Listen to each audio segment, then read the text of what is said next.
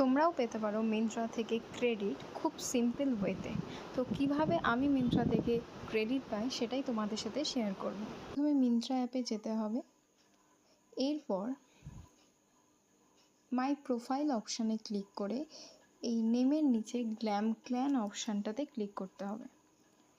Glam clan option click করলে, যেহেতু আমার অলরেডি গ্ল্যাম ক্ল্যানে আমি অ্যাটাচড, তো সেই কারণে আমার প্রোফাইলটা এখানে দেখা যাচ্ছে। যারা নতুন আছে তারা এই গ্ল্যাম ক্ল্যান অপশানে ক্লিক করে জয়েন নাও গ্ল্যাম ক্ল্যান সেটা ক্লিক করলেই এই প্রোফাইলটা অলরেডি অটোমেটিক্যালি একটা ক্রিয়েট হয়ে যাবে। এরপর এই যে পোস্ট অপশানে ক্লিক করতে হবে। পোস্ট অপশানে ক্লিক করলে যে যে প্রোডাক্টগুলো তোমরা মিন্ত্রা থেকে কিনেছো সেই প্রোডাক্টগুলোই এখানে দেখা যাবে। আর এখানে অপশান থাকবে ইমেজ পোস্টের আর ভিডিও পোস্টের। আমি যেহেতু আগে থেকেই ইমেজ যা ফটো পোস্ট করে দিয়েছি অলরেডি, আর ভিডিও পোস্ট করে দিয়েছি, তাই এগুলো কমপ্লিট দেখাচ্ছে।